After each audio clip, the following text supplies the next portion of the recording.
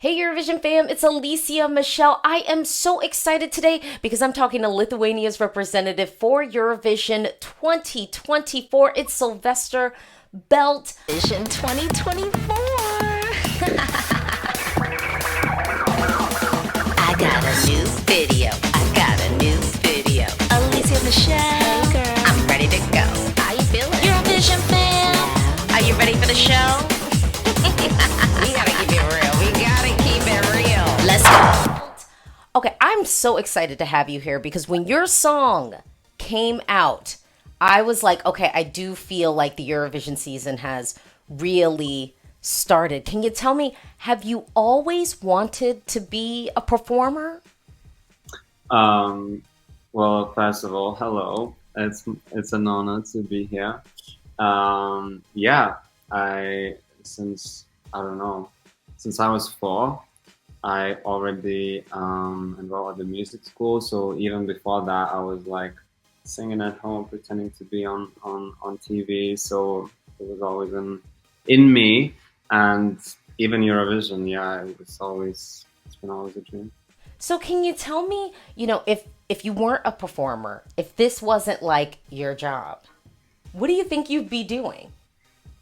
Well, the thing is, I kind of always knew I will end up doing this because I never had a plan B. And I feel like if you don't have a plan B, there's just no way you can't make it.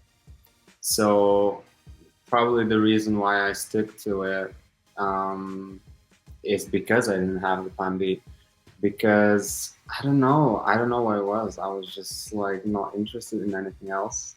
But obviously, I would know. I don't know if something happened to my voice or whatever. I feel like I could still do.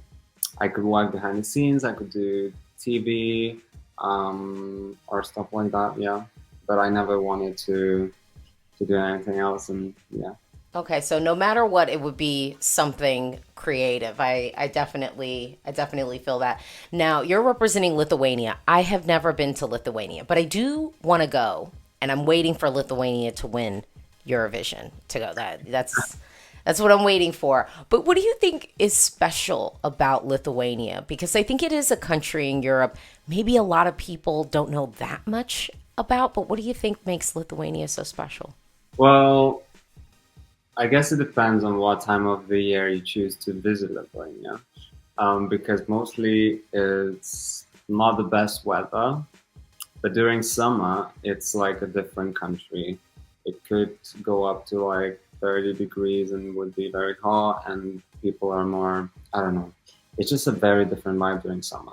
So yeah, I would recommend going during summer months. But obviously, Eurovision is in May, so it could still be fun. But what makes it special?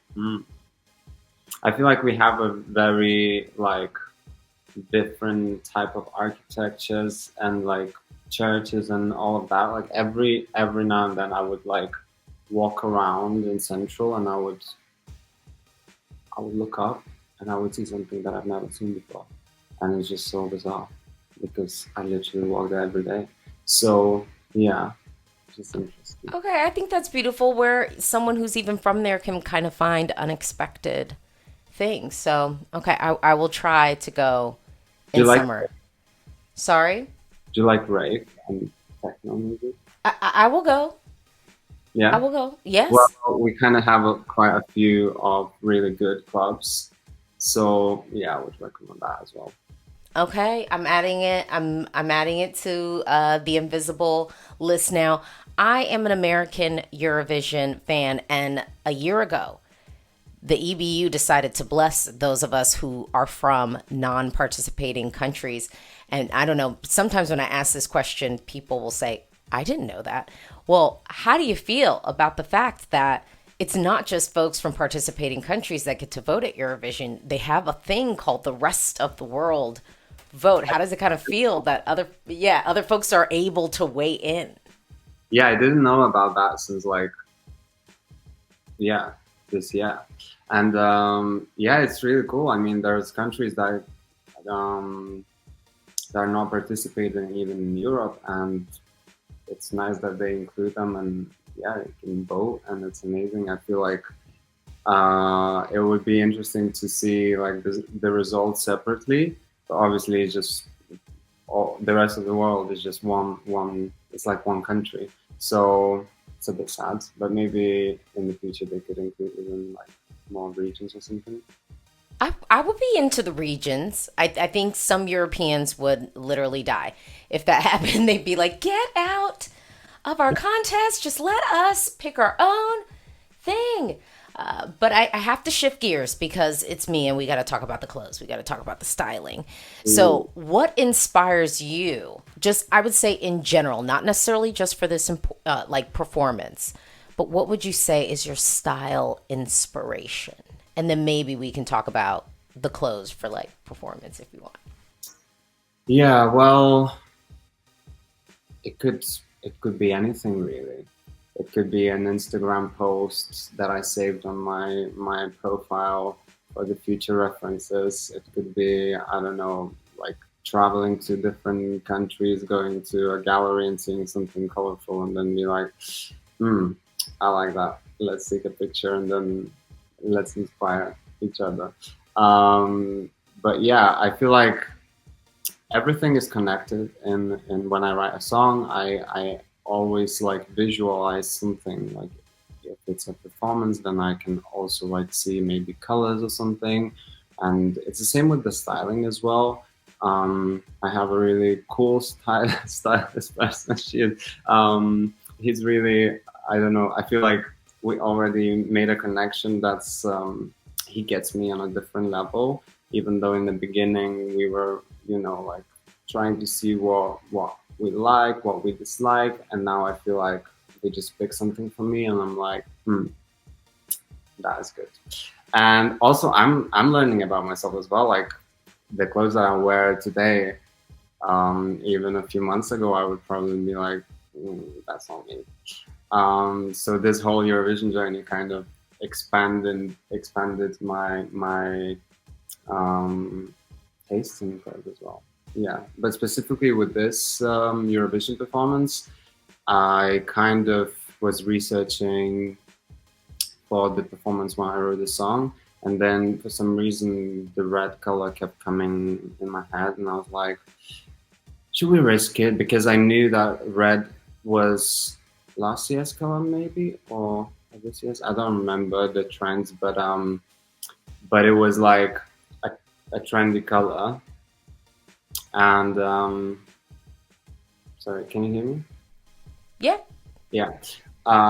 So yeah, I was like, it's risky because some of the other contestants in Lithuania could be red as well. And then obviously if we would go to the actual Eurovision would be even worse. But I don't know. I took that risk, and I'm really glad that I did because it's a very powerful color.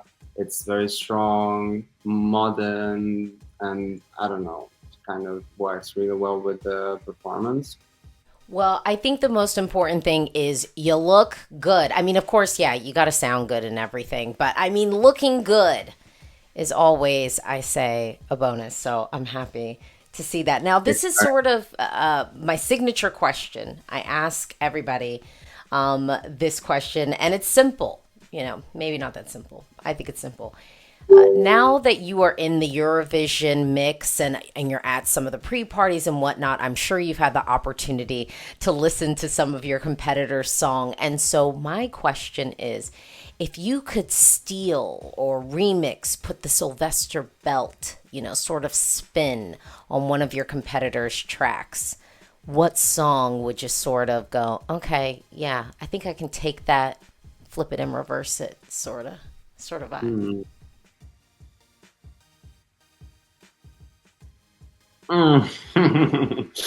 I feel like none of the songs are kind of in the place where I would be like, "Ooh, that's my song." I would obviously have to like change it, Yep. and I think some of the songs I would take out the chorus and then completely change the rest of it, or whatever. But if I had to choose, I would probably say that Ollie's song is like it has this really poppy, nice melody, and then I would just add some rave elements to it and make it more like Luktelk. Okay, okay. I'm in it. I'm in it. Okay. So, there are a lot of Americans. I'm an American Eurovision fan. So, there's a lot of Americans who are still trying to figure out, okay, am I going to tune into this thing? Am I going to watch the show that I've heard so much about? So, you've got 20 seconds to give them your pitch and tell them why they need to be watching Eurovision 2024. In particular, semifinal one, because you're kicking off the whole thing. So, timer starts now.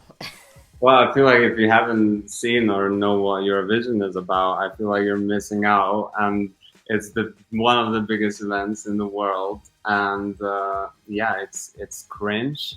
It's weird. It's sometimes silly, and but it's very fun and funny. It also, I don't know, unites people. Everyone's watching, and everyone wants to win. And I don't know, it's just a bizarre show. Like you cannot miss it.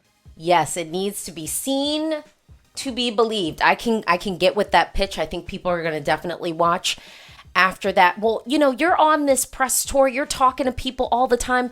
What is something someone hasn't asked you that you're like, why is no one asking me about this? I've got a whole spiel. I have a whole speech to give on this. Is there something? Is there a stone that has been left I feel like it's unturned? the opposite. I feel like every stone was like, but I feel like sometimes people are asking too much. No, I don't know. I feel like I'm an open book. I put a lot of myself out there on my stories on Instagram. I'm really open with what I like, what I dislike, and yeah, people kind of just take some of it and then ask me on interviews.